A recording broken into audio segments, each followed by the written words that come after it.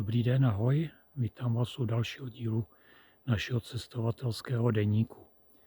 Nejdřív ale musím dovysvětlit konec včerejšího videa. Asi jste vytušili, že jsme z Lofot v podstatě prchli a měl bych vysvětlit proč. Návštěva Lofot se dá posuzovat dvojím prismatem. Jedním někoho, kdo si za 40 000 půjčí auto, za 20 000, 25 000 dá do nafty, pak dalších 5 000 vrazí do trajektu a na poplacích tady po Norsku zaplatí dalších nějakých 3 až 5 000. Jede 5 dní o život nahoru na Lofoty, tam 4 dny pojezdí po Lofotech a pak 5 dní zase pádí zpátky.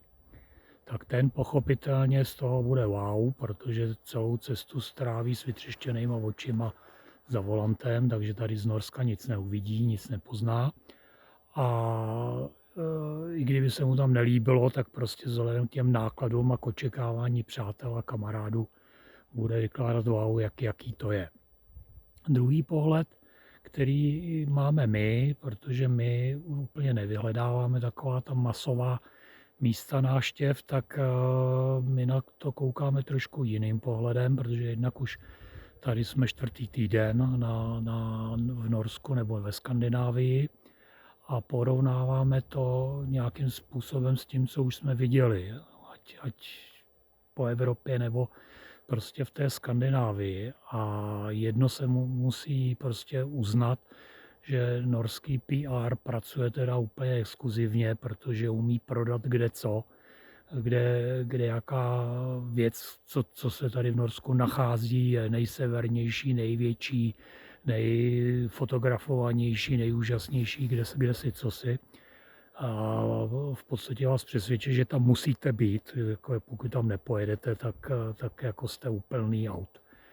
Potom jsou takový ty blogeři nebo holky a kluci, co tady žijou dlouhodobě, který když pak hledáte, tak najdou, jo, jako to město je pěkný, ale jako, že vy jste tam kvůli tomu měli zajíždět těch 300 kilometrů, co je mimo cestu, tak to jako, to vám za to nestojí, ale jako pokud pojedete okolo, tak se tam stavte. A tohle to si myslím, že je přesně ten náš náhled na ty Lofoty. Opakuju, je to náš náhled. Vám se to může líbit, ale my jsme z toho trošku byli zklamaný, protože, jak už jsem to říkal v tom videu, písečný pláže, jako je pěkný všechno, jako nemá to chybu. Ale ty pláže my jsme podobný potkali, já nevím, 5, 6, 7, u jedné jsme přímo spali. Jo, takže jako další pláž prostě ze 7. Jo. To samý fjordy, tady jako pokud pojedete nahoru s Kesérem, z Koudelí u Zadku každý den 800 kilometrů, no tak ty fjordy nepotkáte, pokud pojedete prostředkem po té jediné silnici, co vede nahoru v Norsku. Jo. Takže jako fjordy, no ale já se zase opakuju, je to jako s tulipánama, fjord a když 14 dní každý den jedete nějakýma fjordama, teďka jedete podél fjordu 80 km tam, na konci zahnete doleva, popřípadě doprava, jedete další 60 km tím samým fjordem zpátky, tak za chvíli jste toho přesycený. Jo? A podobný hory, jako když vidíte poprvé hory v červnu, vrcholek je zase sněžený, tak jako wow, to je hlína, já musím to vyfotit a nepojedeme se tam podívat a na ten sníh si šáhnout. No a i 14 dní jste mezi těma horama, ten sníh vidíte a vidíte skály, 14 dní, 3 týdny jezdíte mezi skálama se zasněženýma vrškama. Prostě tak je to tak, to samé je s vodopádama, prostě vidíte vodopád, první, druhý, pátý. A když vidíte 70., tak vám to nepřijde, tady ta voda příští prostě z každého šutru. Tady zastavíte na odpočívadle, vedle je 3metrový šutr a z prostředku toho šutru vytejká voda. Takže prostě to tady je. Takže jako prismatem toho někoho, kdo opravdu vyplázne 70-80 litrů za to, že jede na Lofoty, a cesta prostě je jenom překážka tomu, aby si těch Lofot užil, tak ano, je to nádhera. určitě to za tohle to stojí. Ale v okamžiku, kdy my bychom se měli rozhodovat znova, skočili jsme PR na špek taky, jo, prostě, že je musíme vidět, jinak bychom jeli trošku jinudy a ty lofoty bychom vynechali, ale protože lofoty jako byly, obecně se uzná, jo, vy jdete na lofoty, hlína, wow, a hned bych jel s váma. Tak jsme na to skočili taky a v podstatě měli jsme to plánované na 5-7 dní. Strávili jsme tam 2 dny a byli jsme rádi, že jsme vypadli a jezdíme si těma našima silničkama pro místní, kde se v podstatě pomalu nedá vyhnout i s malým nějakým osobákem. A jsme spokojení, nejsou tam turisti, jako jo, mimochodem Lofoty, prostě na to, že je červen, tak jsou přesycený jako volný nějaký místa, co se říká jako v Norsku, můžete kdekoliv spát, jako tohle. Kdekoliv v Norsku ano, ale ne na Lofotách, tam v podstatě do kempu, anebo takový krkolovný místo, jako jsme my měli s tím, jak jsem dával včera s tím podloženým šutrem, nádherný místo.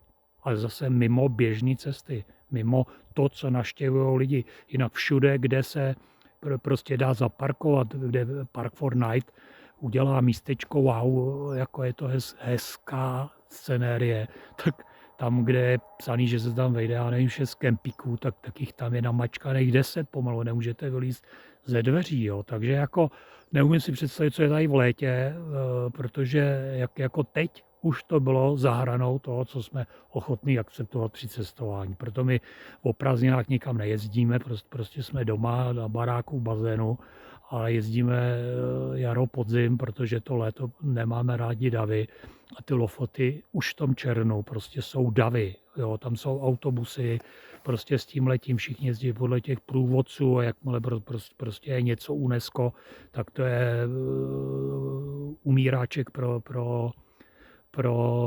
tu danou lokalitu. Jo, prostě jakmile to zapíšou na světové kulturní dědictví UNESCO, tak ta lokalita je v podstatě mrtvá.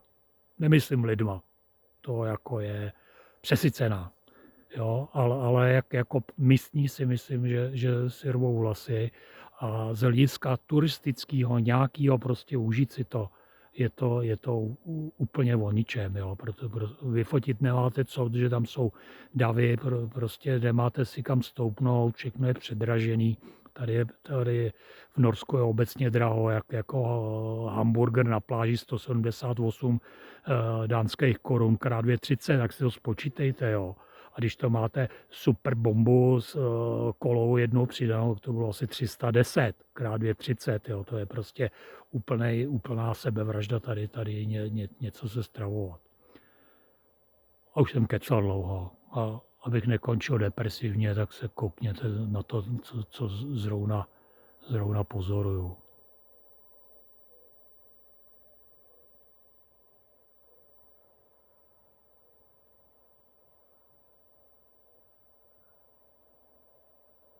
Tak se mějte hezky a putujte s námi.